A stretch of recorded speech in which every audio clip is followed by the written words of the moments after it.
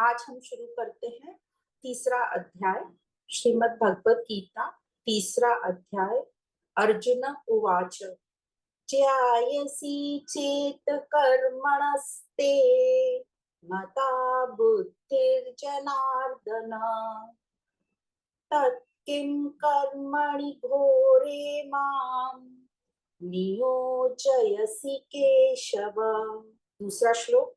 व्यामि क्षणेव वाक्येन बुद्धिं मोहयसीव मे तदेकं वद निश्चित्य येन श्रेयोऽहमाप्नुयाम्। तो अर्जुन ने ये दो श्लोक बोले, इन दोनों का हम शाब्दिक मीनिंग पढ़ लेते हैं। पहले श्लोक में अर्जुन बोलते हैं, हे जनार्दन, अगर आप कर्म से बुद्धि मतलब ज्ञान को श्रेष्ठ मानते हैं तो फिर हे केशव मुझे घोर कर्मों में क्यों लगाते हैं। और दूसरे श्लोक में बोलते हैं, आप अपने ये मिले हुए से वचनों से मेरी बुद्धि को मोहित कर रहे हैं, इसलिए आप निश्चय करके उस एक बात को कहिए जिससे मैं कल्याण को प्राप्त हो जाऊं। तो सबसे पहले अभी क्या हुआ, ये सांख्य योग में भगवान ने ज्ञान भी बता दिया, कर्म भी बता दिया। अब अर्जुन को ये कंफ्यूजन होने लगा कि जब भगवान ने इतना ज्ञान बोला है तो फिर मुझे कर्म करने को क्यों बोल रहे हैं। तो यहाँ पे श्लोक में सबसे पहले शब्द आता है हे जनार्दन। तो जनार्दन का मतलब है जो सभी की याचनाओं को पूरी करने वाला। तो अर्जुन कृष्ण को अभी जनार्दन के जैसे देख रहा है। तो अर्जुन कह रहे हैं कि यहाँ पर जो अर्जुन कह रहे हैं कि मुझे कर्मों में क्यों लगा रहे हो जब तुम ज्ञान को श्रेष्ठ कहते हो। तो अर्जुन की बातों से एक साधारण मनुष्य के मन की बात समझ में आती है कि मनुष्य का जो मन होता है उसमें कमजोरी होती है। क्या कमजोरी होती है? उसके अंतःकरण में बोलो या मन में बोलो, कि जो भी मनुष्य अपने पूजनीय से या अपने गुरुजनों से प्रश्न करता है, तो जब भी वो प्रश्न करता है तो उसके उत्तर में उसको अपनी बात का ही समर्थन चाहिए होता है। मतलब जब हम अपने पूज्यों से कुछ प्रश्न करते हैं तो हमारे अंदर ऑलरेडी एक जवाब तैयार रहता है और हमारी यह इच्छा रहती है कि वह जो पूजनीय है, जो या बड़े हैं, वो वही जवाब दे दें जो मुझे अंदर भाया हुआ है। पर जब ये पूजनीय जो गुरुजन है, संत है या महात्मा है, ये हमारे मन लायक मन भावन जवाब नहीं देते तो जो सुनने वाला होता है वो सहन नहीं कर पाता, क्योंकि अभी हम बड़े कमजोर हैं, हमारी आदतें पड़ी हुई हैं, हम चीजों से भागना चाहते हैं। तो हमें जो वो जवाब देते हैं वो हमें सहन नहीं होता, और जब हमें वो सहन नहीं होता तो हम क्या करते हैं, हम वही करते हैं जो हमने खुद ने चाहा था, पर हम उसे अच्छाई का चोला पहनकर करते हैं, अर्थात हम भलाई के वेश में बुराई करते हैं। तो जो बुराई अच्छाई के वेश में की जाती है, महात्मा लोग कहते हैं उसका त्याग करना बड़ा ही कठिन होता है। तो यहाँ अर्जुन की भी कुछ ऐसी ही दशा है, उसके अंदर ये पक्का है कि मुझे युद्ध नहीं करना। तो इसलिए वो बार बार ये पूछना चाह रहे हैं कृष्ण भगवान से कि फिर मुझे आप युद्ध में क्यों लगा रहे हो। तो यहाँ जो है अर्जुन क्या सोच रहा है कि मैं युद्ध नहीं करूं, और वो क्या बहाना दे रहा है कि हिंसा होगी। तो हिंसा का त्याग ये होगा भलाई का वेश, और कर्तव्य हिंसा के त्याग यह बोलकर वो अपना कर्तव्य कर्म से दूर भाग रहा है, युद्ध ना करना। तो ये कर्तव्य कर्म ना करना हो गई बुराई की बात।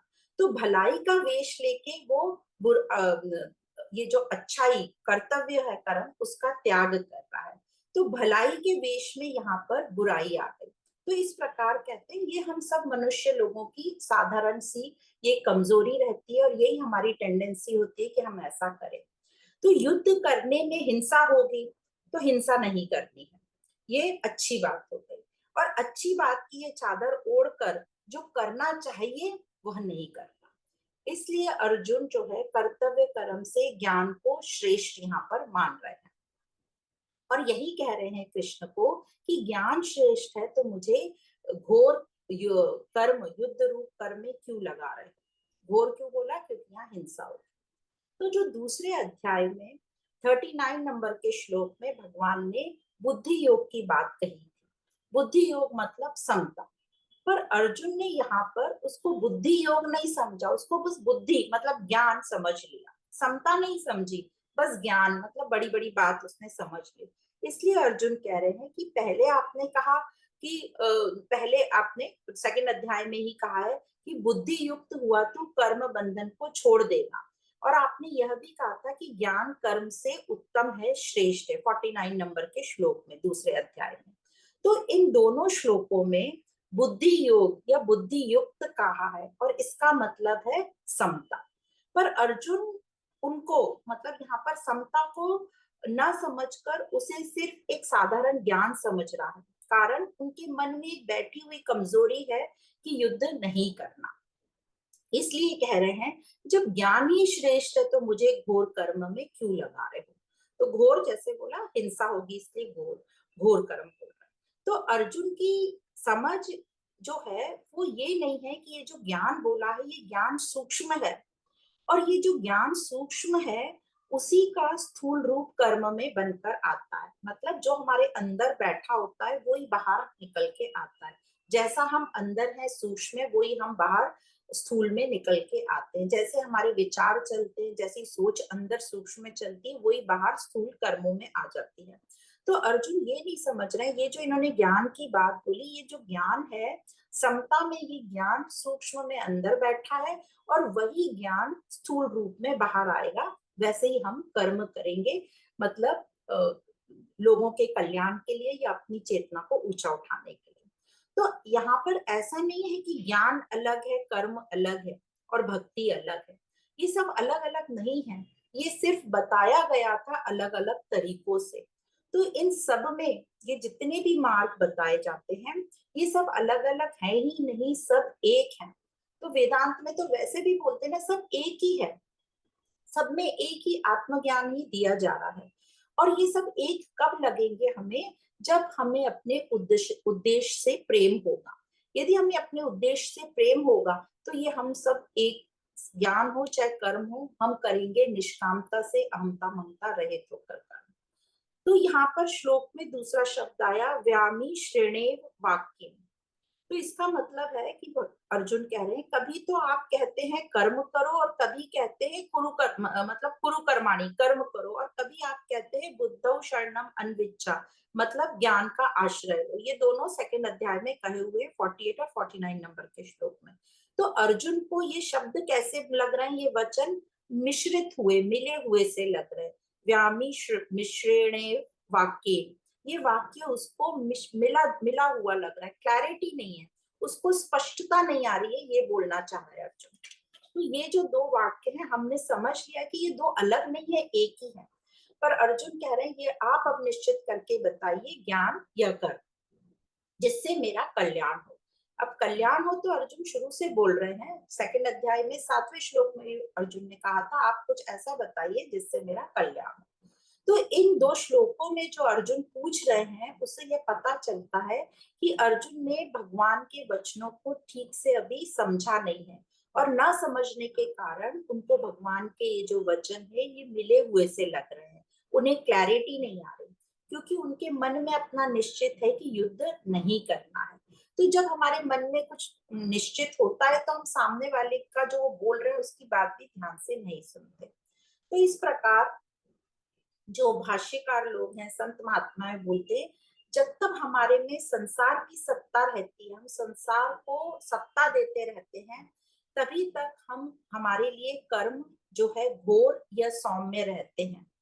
कारण कि संसार की सत्ता मानने से कर्म की तरफ ही हमारी दृष्टि रहती है, अपने कर्तव्य की तरफ नहीं रहती। हम सब यही करते हैं ना, बाहर यही क्वेश्चन रहता है, ये कर्म करें कि ये ना करें, ये करें कि ये ना करें। हम कर्तव्य क्या करना चाहिए वहां हमारी दृष्टि नहीं रहती, कर्म की तरफ ही रहती है। तो जब तक हम संसार को ही सत्ता या सत्य या सत्ता मानते हैं तो हमारी जो दृष्टि है कर्मों की तरफ ही रहती है, और हम ऐसे ही देखते हैं ये घोर कर्म है मतलब हिंसा का है, ये अच्छा कर्म है, हम उसी के हिसाब से जज करते हैं। और अपने कर्तव्य की तरफ दृष्टि रहने से हमें कर्तव्य की तरफ हमारी दृष्टि नहीं रहने से हमें ये कर्मों की तरफ ही हमारी जब दृष्टि रहती है तो हम कर्मों को उस हिसाब से क्लासिफाई करते हैं, घोर कर्म और सौम्य कर्म। तो कर्म स्थूल है और कर्तव्य जो है वो, कर्तव्य की तरफ हमारा ध्यान कैसे जाएगा? कर्तव्य की तरफ हमारा ध्यान जाएगा जब हमारे में जिज्ञासा होगी कि मैं कौन हूँ और मेरी स्थिति क्या है, मैं अभी जागा हुआ हूँ कि मैं बेहोश हूँ, हाँ, कि सपने में मैं सब सब कल्पना में देख रहा हूँ। तो जब तक हम अपने आप से प्रश्न नहीं करेंगे तब तक हमें क्लैरिटी नहीं आएगी और हम अपने कर्तव्य कर्म तक नहीं पहुंचेंगे। जब तक हम बाहरी कर्मों को देखकर डिसाइड कर रहे हैं तो हम घोर कर्म और सौम्य कर्म में अटके रहेंगे और हमारा निर्णय सही नहीं होगा, हम सुख दुख में, बंधन में आते रहेंगे। तो इस प्रकार ये पहले दो श्लोकों का जो अर्जुन ने पूछे उनका मीनिंग यहाँ पे बताया गया है। अब आगे के जो 3 श्लोक हैं, तीसरा, चौथा और पांचवा, उसमें भगवान अर्जुन को, ये जो अर्जुन ने पूछा कि ये जो आपके वाक्य हैं मिले हुए से लग रहे हैं, उनका उत्तर देते हैं। तो नेक्स्ट श्लोक चलते हैं, श्लोक नंबर तीसरा। श्री भगवान उवाच लोकेस्मिन् द्विविधा निष्ठा पुरा प्रोक्ता मया नघ ज्ञानयोगेन सांख्यानां कर्मयोगेन योगिनाम्। तो श्री भगवान बोले, हे निष्पाप अर्जुन, अन्नग का मतलब निष्पाप, जो अपने कल्याण की चाह रखता है। तो हे निष्पाप अर्जुन, इस मनुष्य लोक में 2 प्रकार से होने वाली निष्ठा मेरे द्वारा पहले कही गई है। उनमें ज्ञानियों की ज्ञान योग से, ज्ञानियों की निष्ठा ज्ञान योग से और योगियों की निष्ठा कर्म योग से होती है।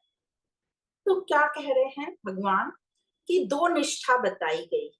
तो सेकंड अध्याय में 2 बातें बताई गई हैं, ज्ञान योग और कर्म योग। तो ये भले ही 2 दिखाई पड़ रही हैं, पर हैं एक ही बात। दोनों के मूल में एक ही बात है, अपना कल्याण या अपने को ऊंचा उठाना। तो दोनों ही निष्ठा के मूल में है ज्ञान, आत्मज्ञान। और जो श्लोक की सेकंड लाइन, मतलब तीसरे चरण में जो बोलते हैं ज्ञान योगेन सांख्या नाम, मतलब ज्ञान योग में मनुष्य को ये बात समझ आ गई है। क्या समझ आ गई है?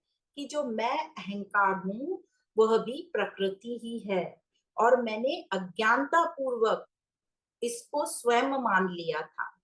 तो ज्ञान योगी ठीक से ये जान गया है कि प्रकृति से उत्पन्न 3 गुणों से ही सब क्रियाएं हो रही हैं और स्वयं को इन क्रियाओं से संबंध नहीं रखना है, स्वयं का इन क्रियाओं से कोई संबंध नहीं है। तो उनका कर्तापन हट जाता है, वो अकर्ता हो जाते हैं। तो यह हो गया था ज्ञान योग, तो जिसे सांख्य योग में सेकंड अध्याय में हमने पढ़ लिया। तो इसमें भगवान ने हमें ठीक प्रकार से बता दिया, मैं, संसार मतलब प्रकृति, मैं मतलब अहम, संसार मतलब प्रकृति और आत्मा, कृष्ण मतलब आत्मा। तो सेना मतलब अन्य राजा लोग, अर्जुन, अर्जुन अहम हो गया, सेना या अन्य राजा लोग प्रकृति हो गई और कृष्ण हो गए आत्मा। तो इसमें से 2 असत हैं, अहम और प्रकृति। अर्जुन जो अपने आप को अहम अहंकार मान रहा है और पूरी सेना अहम और प्रकृति असत हो गए और इस असत को सत की तरफ जाना है आत्मा। तो सत और असत, तो ये पूरा हमने सांख्य योग में पढ़ा था। और इसी श्लोक की जो चौथा चरण है उसमें क्या बोलते हैं, कर्म योगेन योगिना, मतलब कर्म तथा फल दोनों से आसक्ति का जो त्याग करता है, मतलब जो कामना और ममता रहित होता है, जो सिद्धि असिद्धि में सम रहता है, वो हो गया कर्म योग। तो ये जो दोनों निष्ठा है, कर्म योग और ज्ञान योग, ये भले ही अलग अलग दिखती हैं पर ये एक ही है। एक में कर्तापन नहीं है और एक में कामना हटती है दोनों एक ही, दोनों एक ही जगह आपको ले जाएंगे। तो किसी भी मार्ग से जाएं, चाहे ज्ञान योग हो चाहे कर्म योग हो, उसमें यदि आत्मज्ञान है तो ही वो सार्थक है। और यदि कोई भी मार्ग में आत्मज्ञान नहीं दिख रहा तो वो जो है वो मार्ग महत्वपूर्ण नहीं है, ये वो त्यागने लायक है। तो आत्मज्ञान है तो वो मार्ग सार्थक है, महत्वपूर्ण है, अन्यथा नहीं है। इस प्रकार ये दो निष्ठाओं का मूल बता दिया कि दोनों में ज्ञान है, एक में कर्तापन पहले छूटेगा और फिर दूसरे में कामना छूटती है। दोनों एक ही तरह जाते हैं, जैसे पहले भी बता दिया, एक दूसरे की परछाइयां, आप ऐसा भी समझ सकते हैं। फिर इस श्लोक में हमने जो अन्नग अन्नघ शब्द पढ़ा, अर्जुन के लिए बोला। अन्नघ मतलब जो अपने कल्याण की इच्छा रखने वाला, जिसको निष्पाप या निर्दोष भी कहा जाता है। तो अन्नघ का मीनिंग ये हुआ। फिर आता है लोक, एक शब्द लोक पद का यहाँ पे अर्थ लिया है मनुष्य का शरीर। यहाँ पे क्यों मनुष्य का शरीर समझा है? क्योंकि मनुष्य के शरीर में ही साधक बनने का अधिकार है। अपनी चेतना का उत्थान करना सिर्फ मनुष्य शरीर में ही पॉसिबल है, मन को शुद्ध करना। तो मन को शुद्ध करने का अवसर मनुष्य शरीर में ही मिलता है। इसलिए जो लोकस्मिन द्विधा निष्ठा जो बताया गया है वो मनुष्य शरीर में ही हो सकती है, कर्म योग और ज्ञान योग। फिर शब्द आता है निष्ठा। निष्ठा मतलब संभाव। संभाव मतलब एक ही स्थिति, एक ही है, जिसे हम दो प्रकार से प्राप्त कर सकते हैं। ज्ञान योग से, जिसे कि सेकंड अध्याय सांख्य योग में 11वें से 30वें नंबर के श्लोक तक बताया गया, और कर्म योग से, जिसे कि सेकंड अध्याय में 39 से 53वें नंबर के श्लोक तक भगवान ने दोनों योग ये बता दिया। तो भगवान कह रहे हैं जैसे ये लोक में दो प्रकार की निष्ठाएं बताई गई हैं, ज्ञान योग और कर्म योग, ऐसे ही महात्मा लोग बताते हैं कि ऐसे ही इस लोक में दो तरह के मनुष्य हैं। तो भगवान ने भी 15वें अध्याय के 16वें श्लोक में ये बताया है कि दो तरह के मनुष्य होते हैं। एक होते हैं जो बेचैन रहते हैं, जो अपने आप को अपूर्ण मानते हैं, जो साधारण से हम सब हैं, अपने आप को अधूरा मानते हैं, अपूर्ण मानते हैं। तो उनकी क्या इच्छा रहती है? वो संसार से कामना रखते हैं। क्यों? अपने आप को पूर्ण करने के लिए, अपना अधूरापन दूर करने के लिए। तो ये जो होते हैं अपूर्ण, जो अपने आप को अपूर्ण मानते हैं, ये बड़े ही बेचैन रहते हैं, विचलित रहते हैं, स्वार्थी रहते हैं, लालची रहते हैं, क्रोधी रहते हैं। इनमें सभी कर्म सकाम ही होते हैं, क्योंकि ये अपने आप को पूरा, अपनी कामनाओं को पूरा करना चाहते हैं। उनको लगता है कामना करके हमें पूर्णता प्राप्त हो जाएगी, क्योंकि इन्हें कुछ पाना है, कुछ प्राप्त करने के लिए करते हैं। तो यहाँ कामना है, यहाँ पर कर्ता भाव भी है, तो पूरा ध्यान यहाँ पर फल पर रहता है। तो यहाँ पर कर्तापन होगा, क्योंकि फल का अधिकार उनको जमाना है ना। तो फल जो मैंने किया है उसका फल ही मेरा, तो मैंने किया, कर्ता भाव रहेगा जरूरी यहाँ पर, और इसलिए वो जो फल है उसके ऊपर ये अधिकार जमाते हैं। तो ये जो है साधारण तौर पे सब लोग जो अपने आप को अधूरा समझते हैं। फिर दूसरे जो लोग होते हैं वो बहुत कम लोग ही होते हैं जो अपने आप को पूर्ण समझ लेते हैं, जो पूर्ण होते हैं। तो वो अंदर से ही पूर्ण और तृप्त रहते हैं।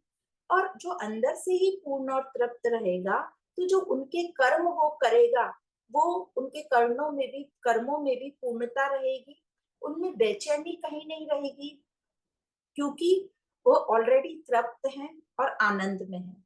तो ना बेचैनी है, ना लालच है, ना कोई कामना है, और वो सभी कर्म अपने आनंद से करते हैं, क्योंकि वो अंदर से ही पूर्ण है। क्योंकि उन्हें कुछ अब चाहत नहीं है बाहर से, संसार से। तो क्यों कर रहे हैं कर्म? क्योंकि प्रकृति का नियम है, कुछ ना कुछ तो करना है, तो बस वो कर रहे हैं। उससे लोगों का भले ही कल्याण हो जाए तो भी ठीक है, नहीं हो तो भी ठीक है, वो मौज ले रहे हैं अपनी। तो उनकी कोई कामना नहीं है, ना कोई कर्तापन है।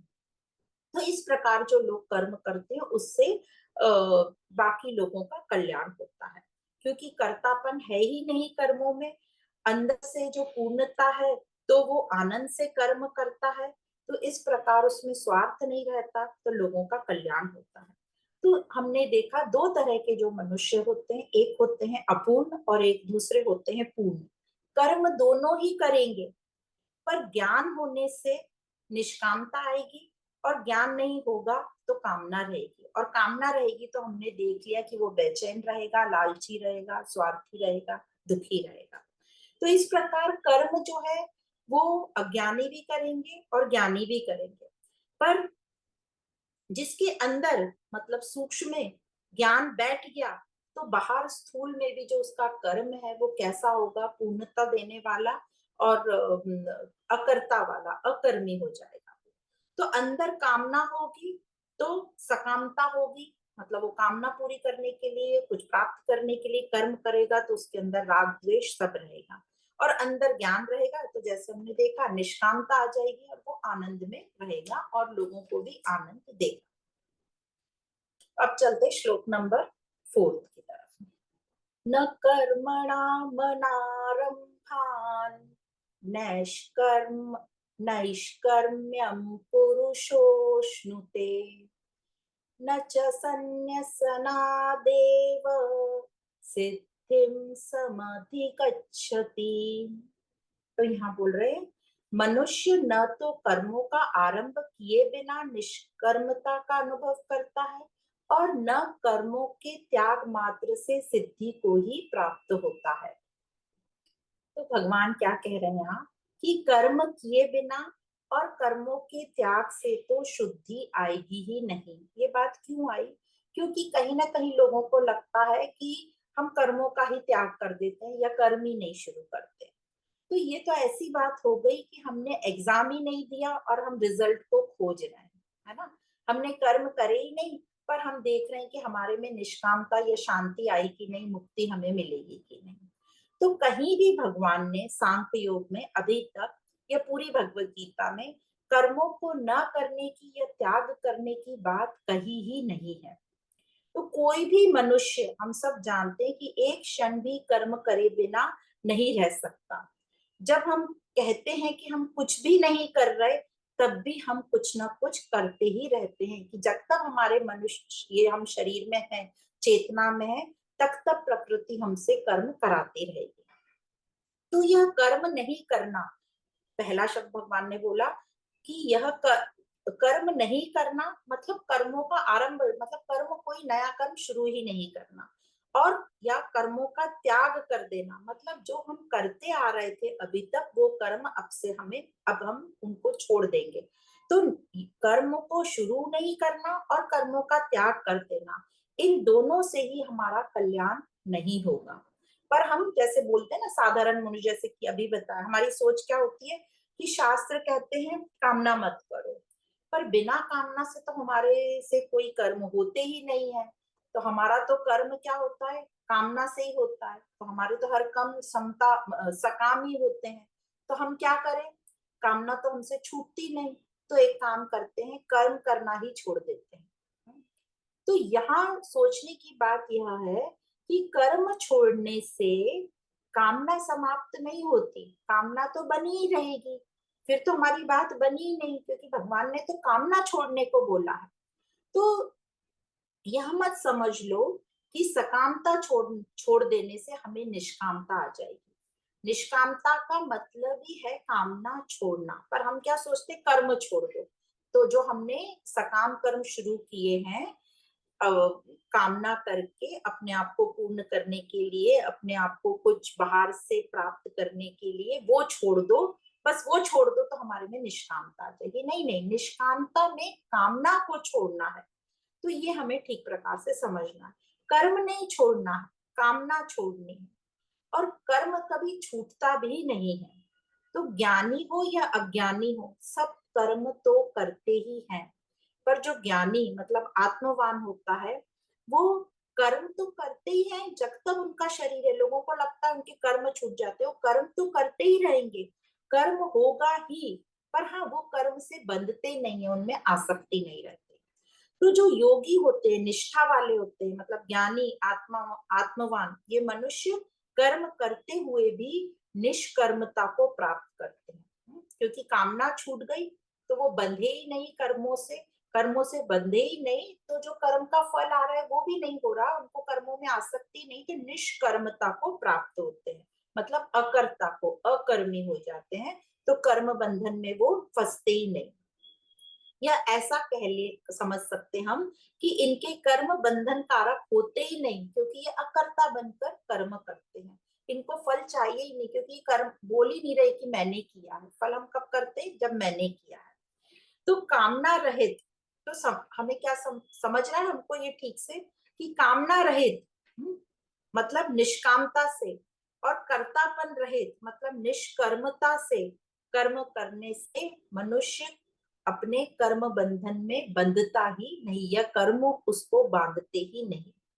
तो एग्जाम्पल देते हैं शास्त्रों में कि जैसे भुने हुए या उबले हुए चने या बीज जो रहते हैं उनमें अंकुर नहीं फूटते, हाँ, उनमें शक्ति नहीं रहती अंकुर फूटने की, उसी प्रकार निष्काम मनुष्य के कर्मों में फल देने की, वो फल उसे विचलित नहीं करते। उस मनुष्य को फल तो आता ही है कर्म का, पर उसे उस फल से कोई लेना देना ही नहीं है, क्योंकि उसने फल के लिए नहीं किया है कर्म, अपनी पूर्णता से किया है उसने कर्म। तो इस प्रकार इस श्लोक में भगवान ने बताया, ये श्लोक के पहले चरण पहले भाग में, कि कर्म का आरंभ किए बिना, मतलब बिना कर्म छोड़े, कर्म नहीं छोड़ना, निष्कर्मता की प्राप्ति नहीं होती। तो कर्म का आरंभ तो करना ही पड़ेगा, और कामना त्याग जो है वो महत्वपूर्ण है। फिर से इसको रिपीट करते हैं, जो पहले भाग में इस श्लोक में बोला कि कर्म का आरंभ किए बिना निष्कर्मता की प्राप्ति नहीं होती, मतलब कर्म तो छोड़ना ही नहीं है, कामना का त्याग महत्वपूर्ण है। और दूसरे भाग में क्या बोला? कर्मों को ही त्याग देने से ज्ञान योगी को सिद्धि प्राप्त नहीं होती। तो क्या करना है? जो निष्कर्मता है वो प्राप्त नहीं होती। तो कर्मों का त्याग नहीं करना है, फिर से बोल रहे हैं, तो क्या त्याग करना है? अहंता का त्याग यहाँ पर मुख्य बताया, मैंपन का त्याग करना। तो इस प्रकार इन दोनों बातों को भगवान ने यहाँ समझाया कि कर्मों का आरंभ, जो लोग बोलते हैं हमें कर्म नए कर्म करना ही नहीं है, ये हम कर्मों का त्याग कर देंगे, इन दोनों से ही हमें निष्कर्मता मतलब मुक्ति नहीं मिलती। इन दो हम नहीं करेंगे तो ऐसा नहीं है कि हम मुक्त हो जाएंगे, क्योंकि कर्म तो हम करते ही रहते हैं, पर हमें ज्ञान से कर्म करना है, कामना का त्याग करते हुए और अहंता का त्याग करते हुए। तो ये जो कर्मों का डिपार्टमेंट है, लोगों को लगता है बड़ा इजी है, कर्म करो फल की चिंता मत करो, और जैसा कर्म करोगे वैसा फल भोगोगे। ये कर्मों का विभाग जो है, जो कर्मों का उद्योग बोलो या डिपार्टमेंट बोलो, ये बहुत ही कॉम्प्लिकेटेड है, बहुत ही पेचीदा है। कर्म करो, फिर कर्म का फल करो, और फल कब मिलेगा, फिर ये पूरी श्रृंखला चलती रहती, कर्म फल, फिर आसक्ति, बंधन, मोह, लालच। और एक कर्म जो है बहुत सारे दूसरे कर्मों पर आधारित रहता है। तो इस प्रकार ये जो कर्म विभाग है बहुत ही जटिल बोलो या भयंकर ही कॉम्प्लेक्स है, पर हमें ये समझ ही नहीं आता, और हमें यह पता ही नहीं है कि ये कर्म जो है, जो हमें बाहर दिखते हैं, ये स्थूल अभिव्यक्ति है, हमारे अंदर में जो सूक्ष्म में बैठा है उसकी ये अभिव्यक्ति बाहर है। पर हम बाहर ही काम करते रहते हैं, हम यही सोचते रहते हैं कि ये करें, ये ठीक है क्या, या वो ठीक है क्या, ये करूं, ये गलत तो नहीं है, वो सही है, वो करूं, ये करूं, या ये लोगों की दृष्टि में सही है, वो लोगों की दृष्टि में गलत है। तो हम बाहर बाहर ही अपने आप को चेक करते रहते हैं, बाहर बाहर ही अटके रहते हैं। पर आध्यात्मिक शिक्षा हमें कर्मों की गहराई दिखाता है, हमें कर्मों की गहराई अच्छे से सिखा देता है। यह भी समझ आ जाता है अध्यात्म से कि अज्ञान पूर्वक हम बाहर बाहर कर्मों को ठीक करने में लगे थे, और हमारी पूरी यात्रा हमने उसी में लगा दी, बाहर बाहर से कर्मों को ठीक करने में। पर सिर्फ बाहर बाहर से हम कर्मों को ठीक करते रह जाएंगे तो हमारी यात्रा आगे नहीं बढ़ेगी। तो इस प्रकार ये अध्यात्म हमें जो स्थूल कर्म है उसकी एक लिमिट बताता है, उसका दायरा बताता है कि वो बहुत दूर तक नहीं जाते, तो काम हमें अंदर गहराई में ही करना है।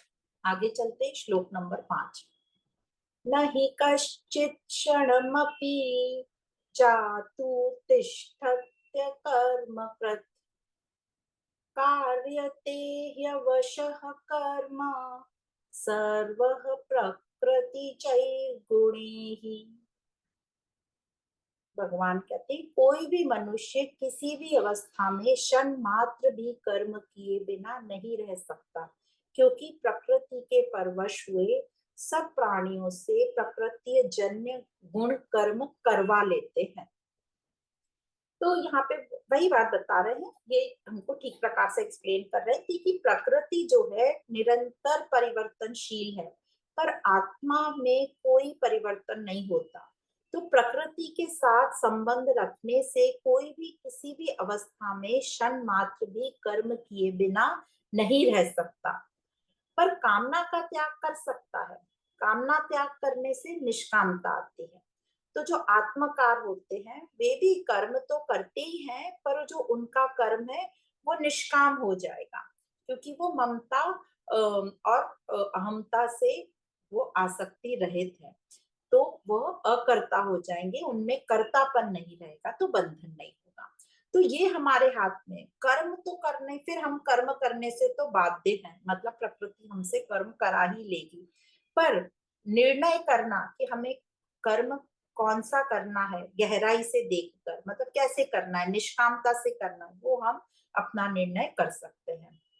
तो प्रकृति के साथ संबंध मान लेने से मनुष्य प्रकृति जन्य गुणों के अधीन हो जाता है, और प्रकृति के जो 3 गुण है मनुष्य से कर्म करवा लेते हैं। और मनुष्य किसी भी अवस्था में, जागृत, स्वप्न, सुषुप्ति, मूर्छा, समाधि, उत्पत्ति, प्रलय, इन सब में किसी भी अवस्था में क्षण मात्र भी कर्म किए बिना नहीं रह सकता। तो बाकी तो समझता है कर्ण, पर सुषुप्ति, मूर्छा और समाधि में क्रिया कैसे होती है, तो बताते हैं भाष्यकार लोग कि सुषुप्ति में नींद के पकने की क्रिया चलती रहती है।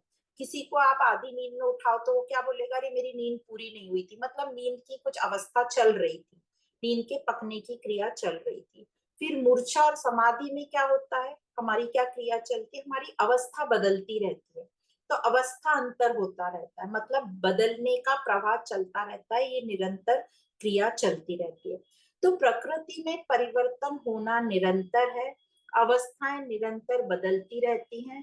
तो जैसे हम समाधि में भी देखते हैं, शुरुआत में एक अलग अवस्था रहती है और बाद में एक अलग अवस्था रहती है। हमारे हर एक सेल में क्रियाएं चलती रहती हैं, बाहर वो इतने सूक्ष्म में हमें दिखाई नहीं देती, पर अंदर क्रियाएं चलती रहती हैं। तो कर्म होते रहते हैं। और पर ये जो प्रकृति की संपूर्ण अवस्थाएं जो चलती रहती हैं, इसके अतीत, मतलब इसके परे है एक अवस्था जिसको कहते हैं सहज अवस्था या सहज समाधि, जहां कर्तापन नहीं रहता, कामना नहीं रहती, राग द्वेष नहीं रहता। भले ही कर्म करने में हम, जैसे बता दिया, कर्म तो प्रकृति आपसे कराएगी, तो कर्म करने में तो हम परतंत्र हो गए, तो भले ही कर्म करने में हम प्रकृति से बंधे हुए हैं, मतलब तीनों गुणों से हम बंधे हुए हैं, पर राग द्वेष ना करना ये हमारे हाथ में, इसमें हमें स्वतंत्रता है। मतलब हम अपना निश्चय कर सकते हैं कि हमें निष्काम होना है, हमें अकर्ता होना है। ये कब होगा, जब हमें अपने अंदर जिज्ञासा होगी, मैं कौन हूं और मेरा लक्ष्य क्या है, इस जन्म, मनुष्य जन्म का लक्ष्य क्या है। तो जब निष्कामता हमारे अंदर होती है तो हमें वो आनंद देती है, और जो कामना हमारे अंदर होती है तो वो हमें बेचैनी और दुखी करती है। तो निर्णय हम ले सकते हैं कि हमें निष्काम होना है, अकर्ता होना है, मतलब अहंता, ममता, आसक्ति रहित हमें होना है। तो इस प्रकार का निर्णय हमारा हो सकता है, और वो हम करने में सक्षम है, और यही मनुष्य जीवन का मूल है। तो इस प्रकार भगवान इन 3 श्लोकों में अर्जुन को बताते हैं कि जो कर्म है ये बाहर स्थूल दिखता है, पर कर्म योग या ज्ञान योग या जो भी हम योग की बात करेंगे, मूल में उसके ज्ञान होगा ही, और ये सब एक ही बात है, अलग अलग बात नहीं है। तो यहाँ पे आज हम यहाँ पर विराम देते हैं। आप सभी को बहुत बहुत धन्यवाद।